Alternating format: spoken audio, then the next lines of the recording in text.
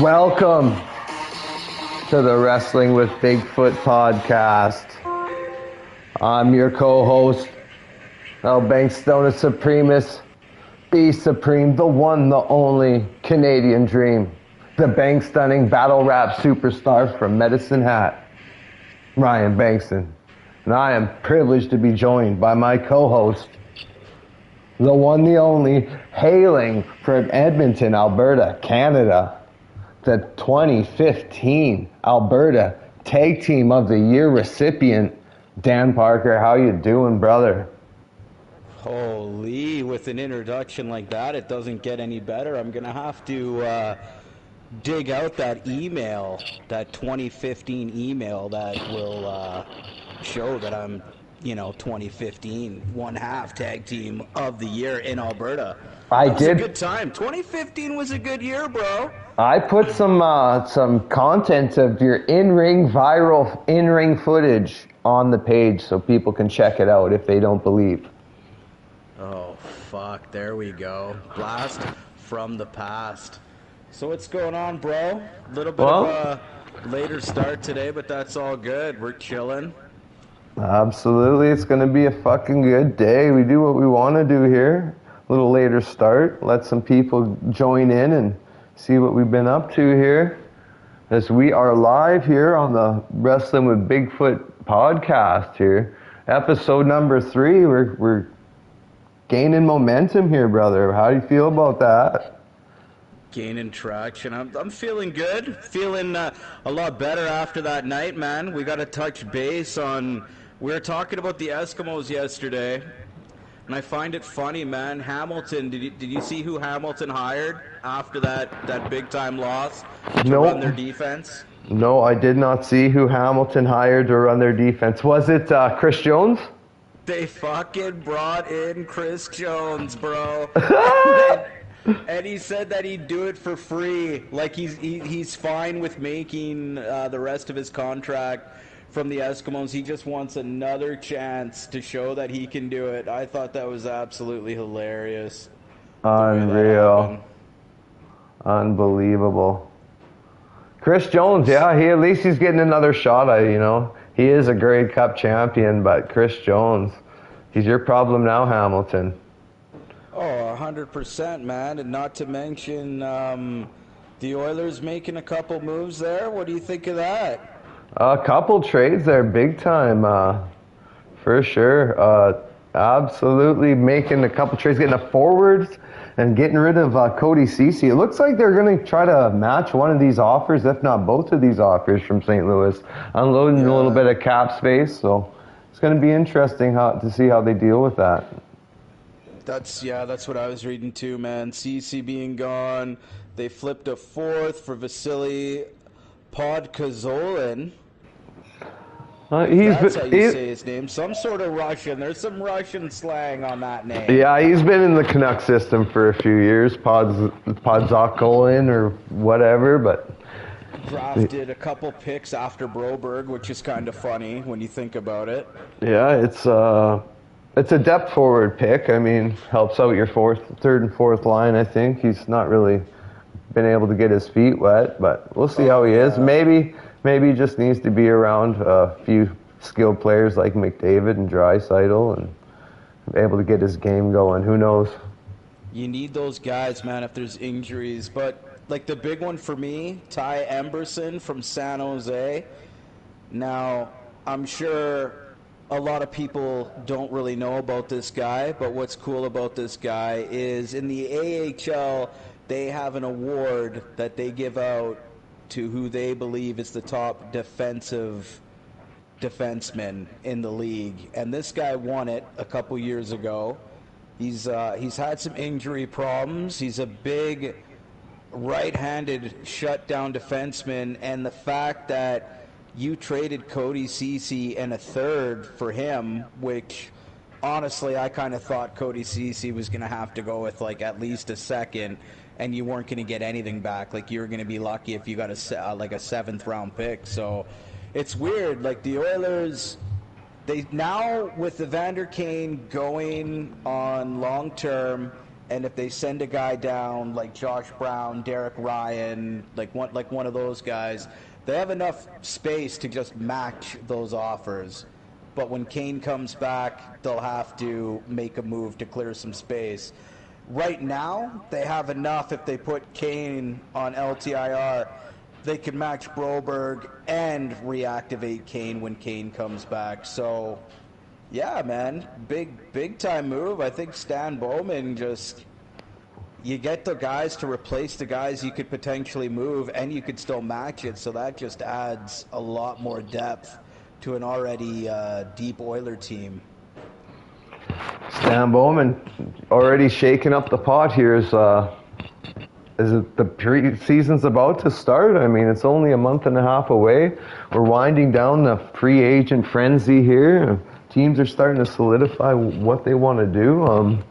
It's going to be interesting to see if they make any more moves after these couple here, and maybe free up some more space, or who knows? Yeah, man. I'm stoked. Personally, I look at the Oilers' D. Yeah, it's not the best D, but this is also like the deepest it's been in quite some time. Like, you definitely, I think you want a better right-handed shot to play in the top four, but there's a lot of capable defensemen there that can at least play in the NHL if needed. One thing I wanted to touch on, man, something kind of fun, it just came to my mind. Do you know how many NHL teams, since we're the Wrestling with Bigfoot podcast, how many NHL teams are actually named after cryptids? Kraken. We got Kraken. Yeah.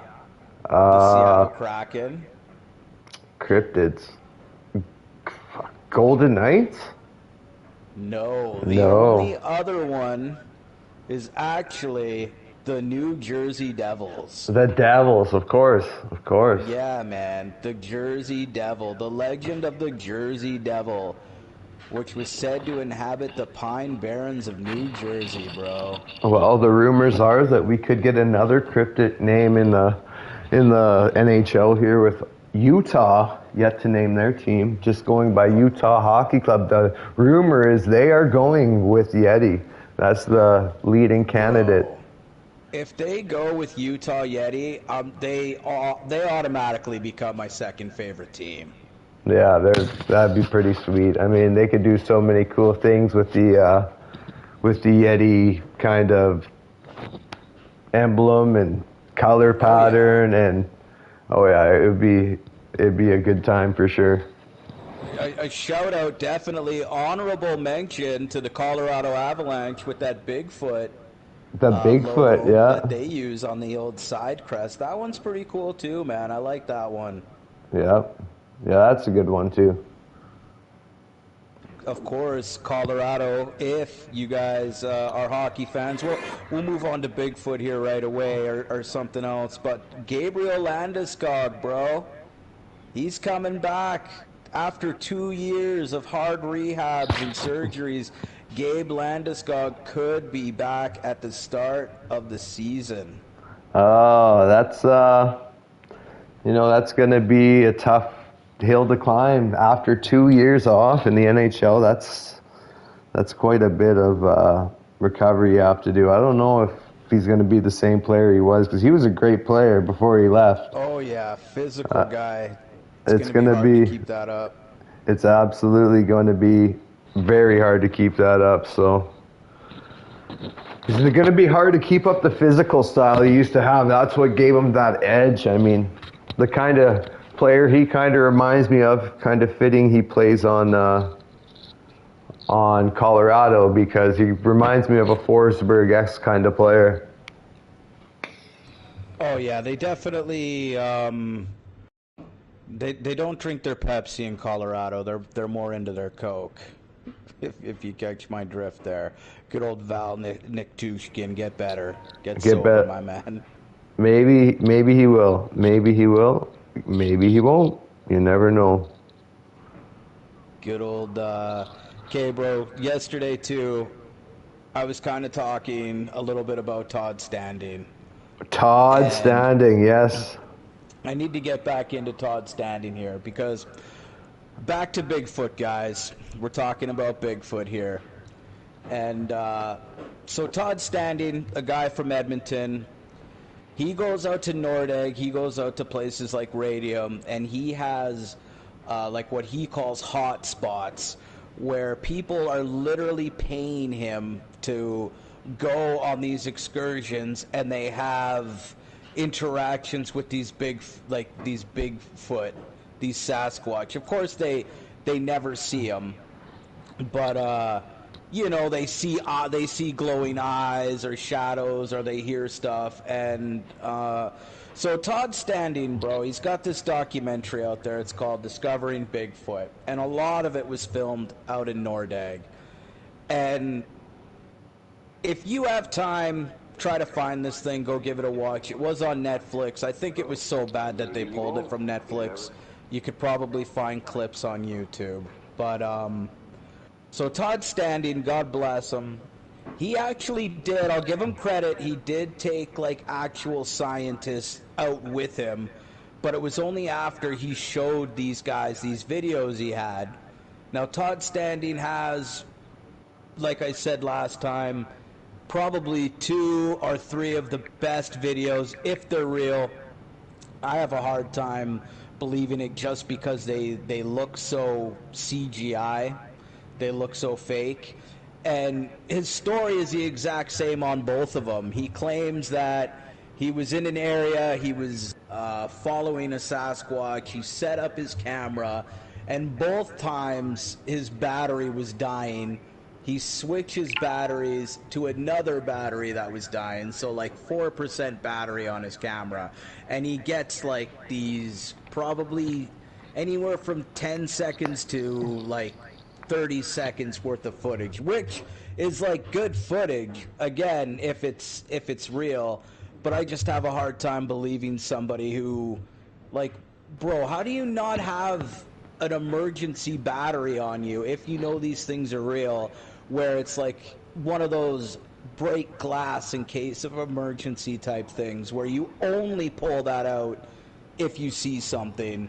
Because to me, he just, I don't know, the guy really shit the bed when it came to how he went about this footage. I'm kind of rambling right now, though, bro, but you're following along with what I'm saying? Oh, absolutely. I mean, sometimes, you know, it's hard to believe when you aren't able to get concrete evidence, they call it, when it's just skeptical evidence, when it's hearsay, when it's rhetoric, you never are able to prove it for sure. It makes it hard for the proof you believe to be true. It makes it easy for the skeptics to pick apart. So. Oh, for sure, bro, and that's exactly what I'm getting at. And so these videos, like I've repeated, if they're real, they're real. I'll send them to you. We're gonna put them on Facebook today when we're done this, guys. And so anyway, this footage was good enough to get 2 top-line scientists out there. One of them, I mentioned his book last time, When Legend Meets Science, Dr. Jeff Meldrum. He's a doctor in anthropology, studies like locomotion and movements in feet. He's been tested so many times, people giving him actual castings of legit Bigfoot prints that he says that's what convinced him that Bigfoot was real, because you could see like the mid torso break, and you could see like the dermal ridges. And he also brought out a primate specialist, and this guy's name was Dr. I think it was like Hinderknockle. It was a weird fucking name. But anyway, when he brought this guy out there, they were doing the old leaving gifts for the Bigfoot and everything like that. And this Dr. Hinderknockle was like deaf. He couldn't hear shit. And there was one night where Todd Standing was like, come on, you really got to listen. Like, you got to hear that. You got to hear that. And This guy couldn't hear anything, and of course, that's the night where they came closer than they've ever got to their camp before, so that guy could hear them. So right there, to me, that's a red fucking flag. Like, okay, bro, all of a sudden now people, they're going to get close enough where this guy could hear them. So right there, he's just very eccentric, and he really lays into the power of suggestion. So if you were to hear a bird chirp, it's not a bird chirp. It's the fact that Sasquatch mimic birds to communicate. Oh, it's which how is ridiculous. It's how humans started to communicate. That's how they developed languages, through hearing sounds from nature. 100%. But when you're out in the middle of the woods, like, bro, there's birds. But not everything's a Bigfoot. Yeah, there is birds. So on this, we've obviously talked about the local Bigfoot. Where are some places across the world you believe that Bigfoot could reside, or Yeti, or Sasquatch? Okay, so if I'm just going based on like what I know of, the Smoky Mountains, there's been like a lot of claims up in the Smoky Mountains, like up in like the Appalachian Trail. If we're going, like, there's apparently, I don't know a lot about them, but there's a thing known as the Yowley that's in Australia. But if we're sticking to North America, there's the Florida skunk ape. There's some wicked footage on that one. One that comes to mind is there's a guy on a kayak, he's kayaking, and he comes across, and he's filming it from behind, and you could see this thing, dude. It's in waist-deep water in the Florida Everglades. Now, I don't know about you, but I'm not pranking in the Florida Everglades because the alligators don't understand practical jokes, and they'll just eat your ass. Oh, not just the alligators, the snakes, who knows what else. So this thing's in the middle of the water, and it's ripping apart like this tree, and like it looks like it's grabbing grubs, like it looks like it's grabbing insects out of the tree and eating them. And so this guy like makes a little bit of a noise, and the thing like turns around at him quick, and like he just got out of there, so he wasn't sticking around to find out what that was. But it was crazy because it had long arms, and it was like reaching up and reaching down, and I don't see a bear doing that, man. If anything, I see a bear the other way, using the tree as a back scratcher, right? So, well, you got to think North America is the only continent with no other sort of primate. That's true. You know, I mean, there's only human. I mean, other than pets or, zoos, there's no other primate. And it's the only continent. Every other continent has one. For sure, man. And, a lot of them, like if I see a picture of something from behind, especially here, like being Canadian, a lot of times I'm just like, no, man, like that's either a grizzly bear or like that's a black bear. I don't have time for that sort of stuff. Like, I want to see like a video that can't be explained. It can't be like some 2-second grainy video. And who knows, man, if you see something before you're able to film it, that's awesome, and like all the power to you. But it's got to be on you to be okay with the fact that not everyone's going to believe what you saw. And I think that's what stops a lot of people from coming out with their experiences, and that's what also gets people so pissed at Todd Standing, because he's got this huge group of people, this huge group of followers, and he's been the only one who's been able to film Bigfoot like 4 or 5 times, and that's kind of what's got people screaming bullshit when it comes to him. Yeah, you'd think that it'd be few and far between if you'd be able to capture it. It shouldn't be, twice. You'd be so lucky to even get it more than once, you know what I mean? Oh, yeah. No, and 100%. Like we were talking, sorry, bro, about like just how low the numbers are, and yeah, for him to have all those experiences and stuff like that. But in saying that, like, do you think like a Bigfoot would kind of like be like an owl or like a raccoon or any other bear, where maybe it finds a spot that it likes and stays around that area, or do you think they're constantly migrating and moving? Oh, well, it all depends on what its territory, what its environment is. It's only a creature. Yeah. So, I mean, I think like a mountain yeti would probably stay put. But I think that, you know, if we were talking like a forest Sasquatch, we'd probably say would go with the herds, go where the vegetation is. Yeah. You know, if they could find a good source of fish, then they'll probably stay put and do what they need to do there. But exactly. I kind of think the same thing. I kind of think if I'm looking at Sasquatch, not as a, hey, do you think there's a hairy ape guy like running around in the woods, but if I'm looking at it like there's a possible large bipedal primate that could survive, you would have to believe that it would be smart enough to, like you were just saying, the salmon run. Okay, there's that time of year every single year where the salmon run. You got unlimited fish for a little while. Then, you know, when the summer's coming towards an end, you got a vast amount of, like, berries. You could eat berries all day, figs all day. Right before winter hits, you know, the deer, all that sort of thing, they're fattened up. You got to think he's like any other apex predator, right? Only the strong are going to survive.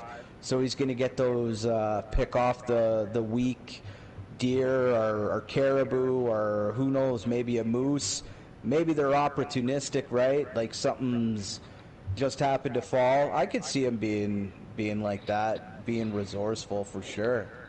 I think, you know, if Bigfoot could have special adaptations where the food kind of comes to it. Exactly. You know? We don't know. It could bring just the gravity of Bigfoot around the soil around it. It could make stuff come up from the ground. That's could be why you constantly see it picking ground, staying close to the ground. You never see pictures of Bigfoot up in a tree. See, I haven't seen like pictures of them up in trees, but I've heard that is a possibility on like how they do get around. But when you think about, like, when I picture the mountains and stuff like that, it's just like a shit ton of pine trees.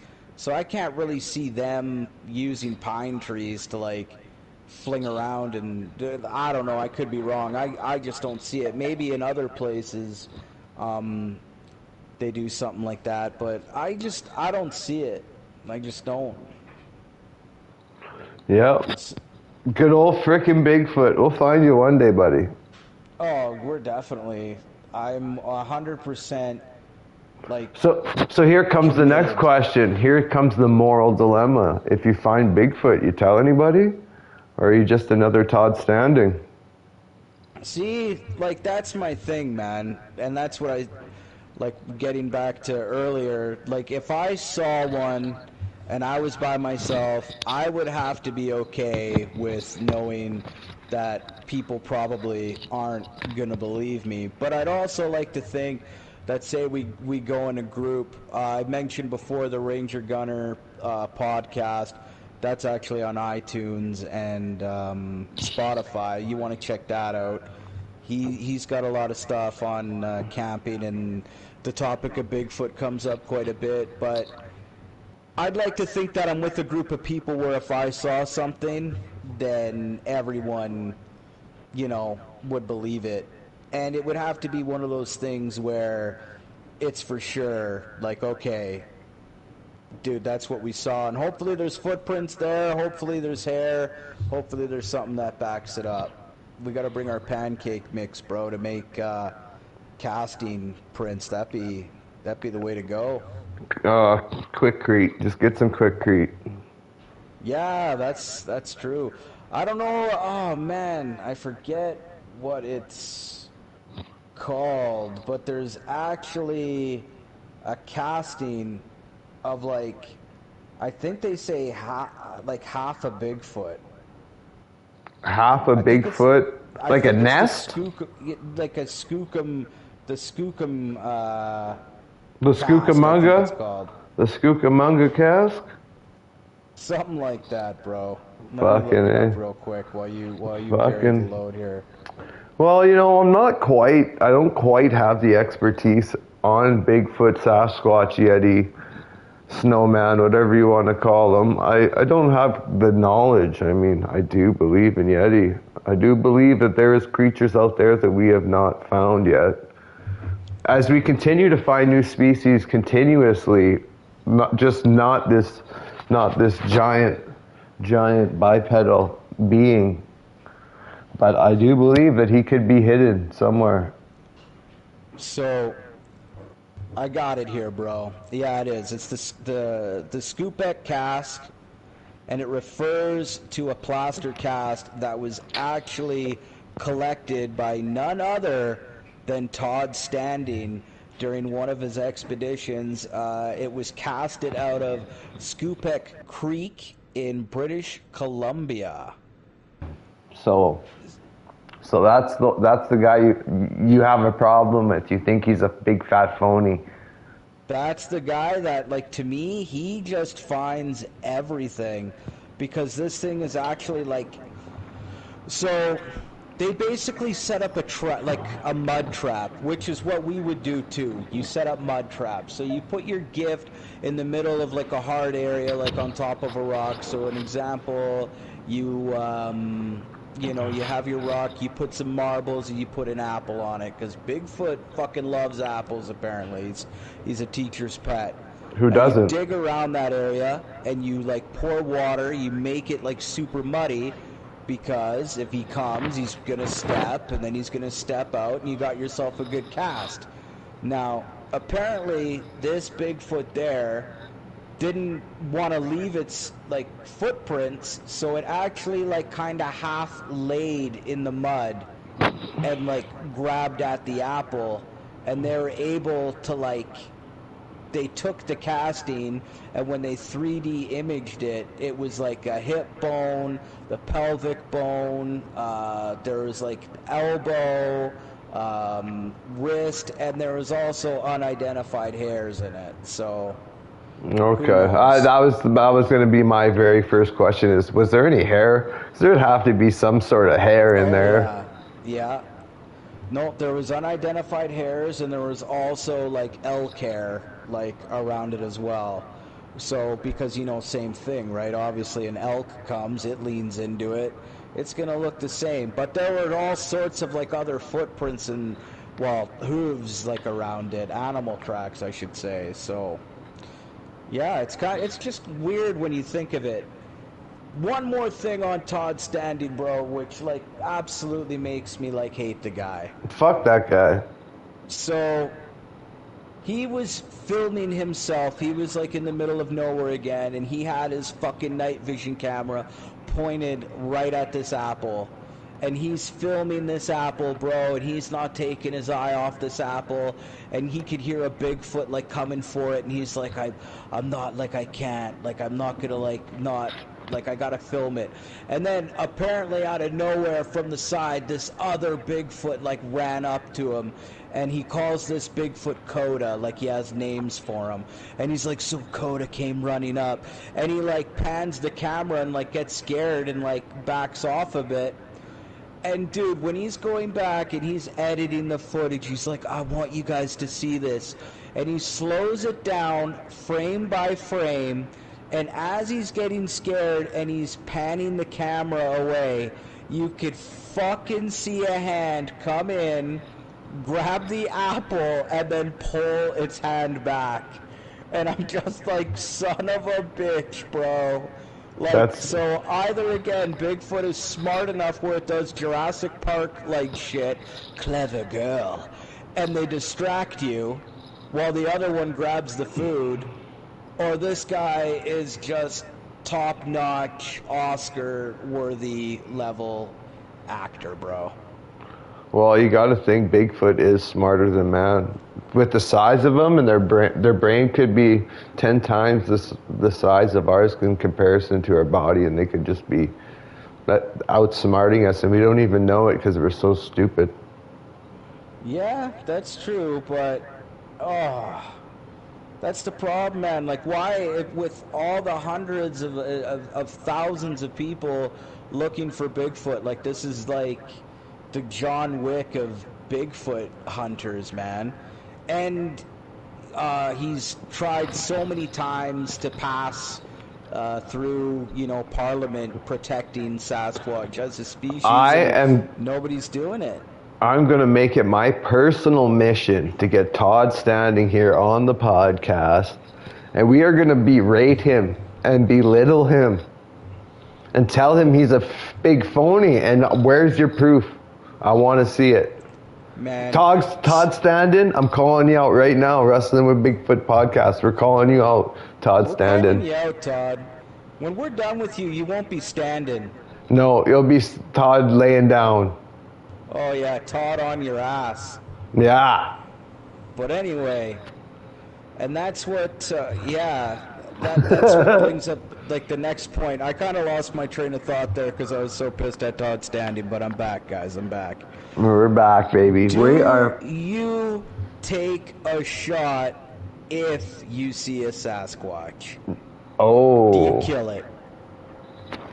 To prove it's real, or you get a good enough video, and like, if there's, because that's the thing, there's been so many videos. You look at the Roger Patterson video. I'll send you another one. We'll post all these videos, guys. We're gonna post the Patterson video. No, you don't take a shot. I don't think you take a shot. I think you got to try to keep it alive, but you also want to try to get a specimen. You want to try to get a specimen sample, so like whatever you can get. So here's the thing, man. Like, morally, do you trank it and then you you hand it off to science, knowing that, like, oh man, that's just such a hard thing. You don't hand it off to science. You trank it. You get your samples. You get fucking your video. You properly document what you find, and that's all you can do. Another thing that I've heard about Bigfoots, man, is they don't travel alone. And the ones that do travel alone, like the ones that are by themselves, are normally ones that were like ostracized, that were like kicked out of their little Sasquatch community. And you don't want to come into contact with those ones, man, because those ones are a little desperate, and those are the ones that you have more of a chance of, okay, shit can get real.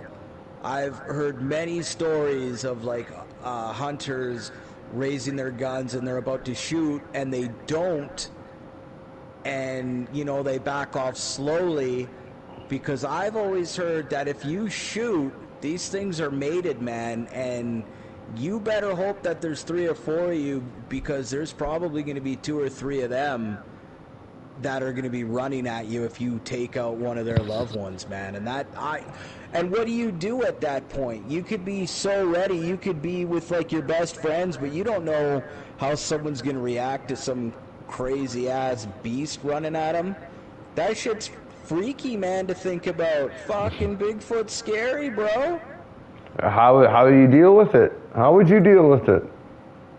My whole thing is, I wouldn't want to be the one to shoot it either. That's my whole thing. I would hope I saw Bigfoot at like a nice distance, like frolicking in the water, and I'm with 3 of my friends. That's my dream Bigfoot sighting. Just, oh man, look at that family down there. They're teaching their baby big feet like how to fish. What if fucking Bigfoot's just trying to fold you in half? Then you got to defend yourself, man. Like, if a Bigfoot comes charging at you, you gotta take the shot, like 100%, because it's coming to kill you. Do you shoot to kill, or do you shoot to kind of deter? I shoot to kill it, man. If it's running at me, You shoot to kill? dude, I'm shooting to kill it, and I'm apologizing after it's dead. You're not taking them out at the kneecaps or nothing. You're going right, Oh, no, fucking no. right for the neck. Oh, 100%. I'm going right for the chest, man. The biggest center of mass on that thing, 100%. And then you what? Gotta think. Then you got to try to haul Bigfoot through wherever you're at. And then that's another thing we haven't discussed. You got to try to take Bigfoot from wherever you capture him and then take him to. I mean, that's got to be thousands of pounds. See, and that's another thing that I've heard about as well, as someone saying that they've killed Bigfoot and they did it illegally. Well, obviously, I don't even know what... I know you can't kill anything inside a national park. I know that. Even if, I guess if you're protecting yourself, but I don't even think you're allowed a firearm in a national park, so we'd have to do it on Crown land. But there was a guy that actually claimed to have killed a Bigfoot, and they did just that. They weren't able to find anything to help pull it out, and so they actually apparently buried it, and they went back to see what was there, and they couldn't find it. They just couldn't find where they buried it again. Apparently, that's the story he tells. Yeah, because it'd be near impossible to bring the kind of equipment you'd need to find them and then move them and still be able to actually locate. Yeah, man, this guy in Sierra, those Sierra sounds that I played at the beginning of the video. Yeah. This is the same area. This is the Nevada mountains of California. His story, apparently, it's been widely disputed and debunked. He said he had DNA. He handed in the boots and the shirt that he claimed he was wearing when he shot these big feet, or big Sasquatch, we'll call them, and they came back to be a bear. But see, that's the thing too. If the government doesn't want your shit to be proven, that's a whole other topic for another day. But that's easy enough to hide that stuff. This guy literally claims that he was hunting, and what happened was he came across 2 Bigfoot, apparently one big one and one baby one that he said was 4 feet tall, and he had his gun up, and apparently this thing actually kind of had its hands up and was backing away, and he shot it anyway. He killed it anyway. And then the baby one was sitting there looking at him, and he killed that one too. And this is the story he told. There's a show actually that was out on Discovery, and it was, I think it was $10 million Bigfoot, where if you actually killed a Bigfoot and could prove it was real, you could get $10 million. But yeah, this guy told the story. You get more than $10 million just from sponsorship and fucking all that. You'd be rich. Oh, you prove Bigfoot's real, man. You're the guy who proves Sasquatch is a thing. You're set for life. There's no way. Absolutely. Abso-frickin-lutely. Bigfoot is real. He's out there. Keep your eyes open.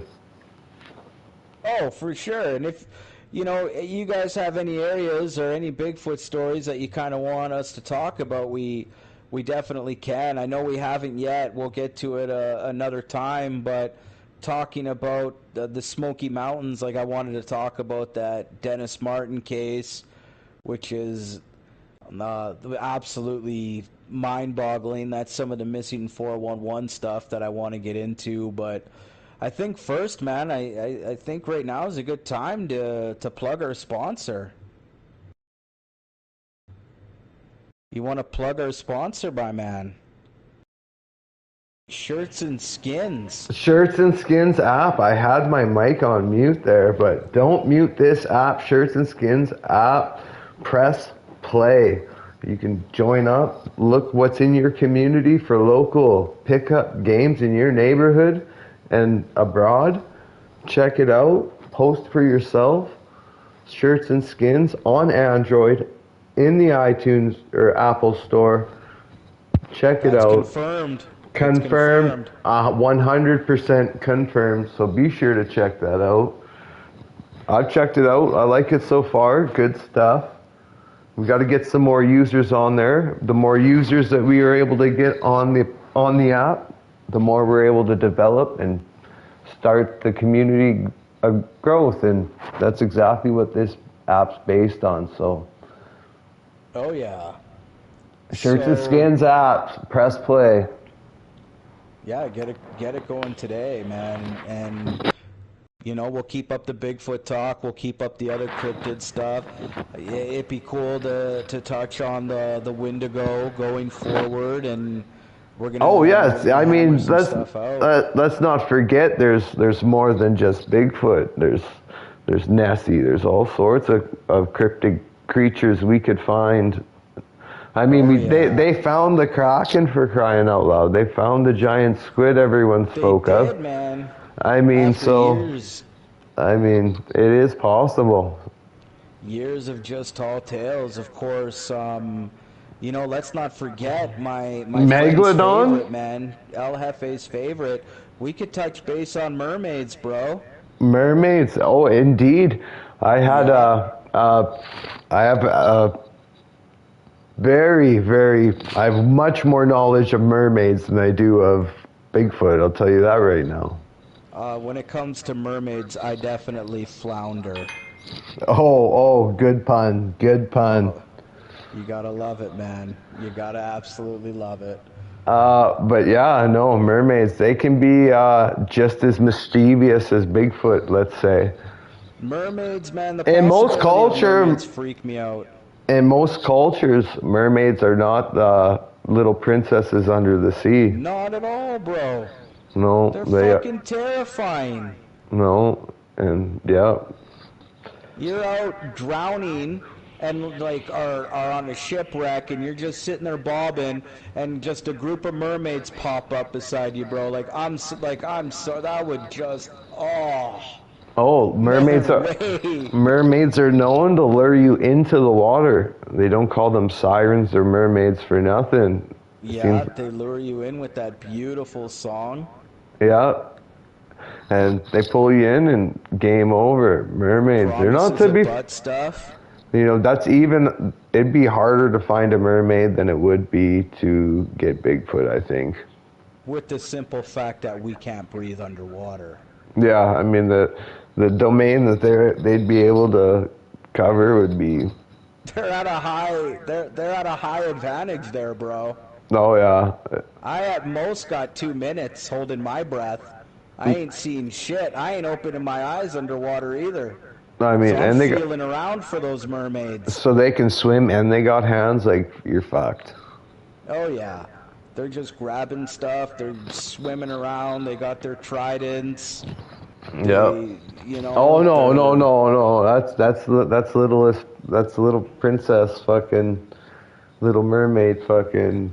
Oh no, man! These no, mermaids, no tridents, they no took tridents, shipwrecks, bro. Oh they yeah. have tridents. You think mermaids have tridents? They could if they got to use some sort of tools to hunt down there. What do you think they like if they're hunting sharks or like what would they eat? Seaweed, kelp. Well, there's lots of slower creatures they could grab. I mean, if they can swim at a decent speed, they can have hands. They're at an automatic advantage.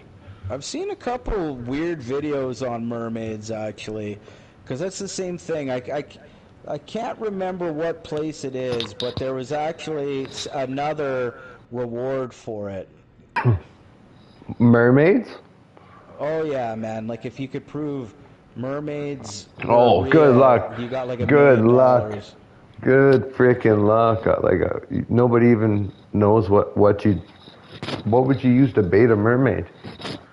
A fucking fork? Man, a karaoke microphone, maybe? A fucking fork and a fucking spoon? Like, come on. Yeah, like in the 19th century, there was a $10,000 reward for any sort of mermaid specimen. So that's And back in the 1800s. oh, I mean, oh yeah, no, bro. There's some new ones, brother. I'm getting to it, because the mermaid phenomenon picked back up in 2012. Actually, a Russian entrepreneur offered 1 million ruble, which is approximately $15,000 US, for any sort of proof that a mermaid was real. And as early as 2013, the National Geographic Channel offered $100,000 if you can prove that mermaids were real, or if you had a mermaid body. So they wanted that as part of their documentary special that they worked on, Mermaids, The Body Found. So mermaids go back, and I think what made mermaids like so cool was like a lot of those freak shows, man, they always had mermaids. It was always some freak out there who would sew some dead infant to a fish or something like that. It was pretty crazy. well, Escobar did staple a horn to a horse and call it a unicorn. So, I mean, anything is possible. Oh yeah, fuck, anything's possible when you're on cocaine. That's a hell of a drug. Cocaine is, in fact, a hell of a drug. Well, it's been swell here. I mean, how's the weather up there? You aren't under frickin' weather warning up there? You ain't got to worry about the fucking roof coming off the place? No, we're okay right now, man. So we're okay right now. Apparently there's supposed to be a storm tonight, but they've been saying that now for 3 or 4 nights in a row. But everybody, make sure you take care of each other today. It's a full moon. Oh, full moon. Speaking of full moon, on the last show, you wanted to touch on a little bit of true crime. Is there any topics you want to touch on here before we take off? Maybe you haven't prepared nothing. If there's some stuff, yeah, we'd love to hear. Well, there's a couple things. Like there's some trials that are going to be happening here right away. One thing, if everybody's got Netflix, actually, the one I will talk about, the Netflix. Scott Peterson case, man. Oh yes, that's an old one. I mean, my missus was right into that. I mean, that is a different kind of freaking case right there.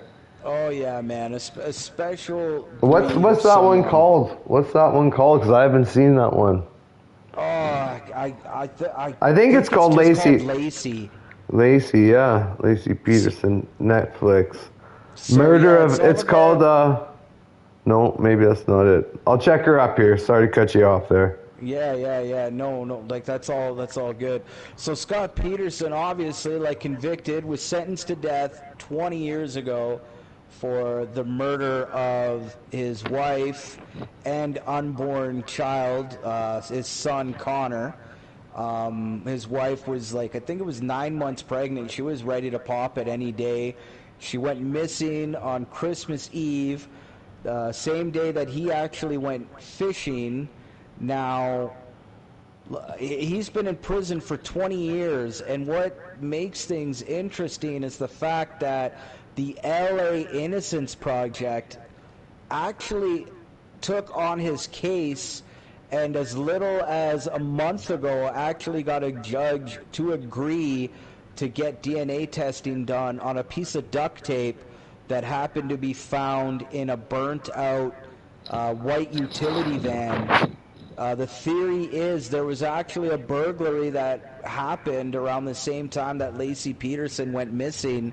The fact that their dog wasn't locked in the backyard, it was actually on the front steps. So and sorry to cut in here, but this was all on Christmas Eve as well in 2002. So it's not just a frickin' August 19th 2024. It was Christmas frickin' Eve. Your wife's 8 months pregnant. This documentary is called American Murder, Lacey Peterson. It's on Netflix. Got dropped 3 days ago. There's been a few shows and episodes on different programs based on this case itself, but it's very interesting that you bring up that Scott Peterson is looking to get released and get that DNA testing done on that duct tape, because that was something I was unaware of. Man. Well, dude, it's crazy because it's to the point where there's no there's no gray area, I should say. It's either you believe like this guy did it or you don't. I'm on the fence that the guy, he did it. Like, well, that's the law though. Either you have to be, either you did it or you didn't. You have to be able to prove it without a reasonable doubt. And so far, they're saying that they have been able to prove it without a reasonable doubt. Now he's just trying to appeal. I mean, it's so much harder to appeal than it is to convict. I mean, once that conviction is done, there's been so few cases of successful double jeopardy. It's ridiculous. If you fail in your second trial, then you're done. Because that's exactly what they'll do. If he gets out, they'll just retry him on different basis of evidence. Oh, yeah. No, so... Yeah, the thing with him is his appeals were all done. He literally had none left, and so his sister-in-law actually believes that he's innocent to the point where she actually became a lawyer to try to help fight one of those classic freedom. What's that, Hurricane, like Reuben Hurricane Carter, like the movie The Hurricane, where the kid read his book and, helped him out kind of deal, became a educated study, and same kind of process, but this happened with Scott Peterson's sister. Yeah, Scott Peterson, man, he's something else. Like I said, he was go ahead. Brings me to just a thought. I mean, how would you feel if your sibling was in that kind of situation, and would you believe that your sibling would be possible? It would be possible for your sibling to commit such an act? Like, do you think she is? Oh man. You know what I mean? Do you think she has an unbiased opinion of the circumstance? I think it all boils down to what the evidence shows. If one of my siblings did something and there's gun residue all over their hand and there's blood splatter, it's kind of hard to be okay, dude, you didn't do it. Yeah. The thing with Scott Peterson is just all this shit he was saying. So he took his boat out on Christmas Eve. He said that he was using his silver lure to fish. When they checked his boat, there was no rope tied to his anchor. It was just an anchor, and all of his fishing lures were still in packaging. When they checked his computer, they checked his the things he was looking up. He wasn't looking up what bait and what was in the bay. He was literally looking up for weeks on end the tides, and he decided that the tides and the way the water was going to be flowing was going to be beneficial to him on that day. So rumor has it that that's what he did. It's just weird that people literally say they saw Lacey walking the dog on Christmas Eve. So it's a bunch of circumstantial evidence. They never really found anything concrete that proved that he did it. It was all because he had an affair and he was a pretty shitty guy. Is he an asshole? Is he a dick? Is he a scummy person? He could be all those things, man, but that doesn't mean you go to jail for the rest of your life, especially if you didn't kill your wife, right? So, I don't know. But in saying that, I do think he did it. I think he did it. Yeah, that's the thing. I mean, you don't even have an alibi or anybody else that could perpetrate you. It's yeah. He tells people he went golfing, tells people he went fishing. So that's the big one. I think next episode we'll definitely get into some more stuff. Maybe that's what I'll do. I'll look into a case that I want to talk about, one case a day type thing. I definitely want to get into the Delphi stuff that's happening right now, and then also we'll get into some of the colder cases and things like that. Some of the old serial killers. We'll get right into it. Absolutely. That sounds like a good time, because that gets most people interested. That gets me interested. I know that gets you interested. For sure. Yeah. So it kind of sucks this time of year. You don't really get much sports. I mean, if you don't frickin' watch baseball, then there's frickin' nothing. You got no hockey. You just got wrestling and frickin' UFC. I watched a little UFC. That was all right. On the GWA? Of course, the Global Wrestling Alliance, the premier AI versus AI league in YouTube history, without a doubt. It's not even freaking close, bro. We kill it. Oh, 100%. So check that out. Grava D on YouTube. No, Dane definitely. Johnson 3_16 on PlayStation Network. Check that out. I'm sure he'll want to do GWA sometime very soon. Oh, yeah. We got 2 episodes coming up this weekend. One for sure. But we're going to have the upcoming big-time PLE on September 1st, so that's going to be good. I mean, I'm excited, man. If you're like me and you've been waiting for Chris Benoit to make his return to action, don't miss out on GWA.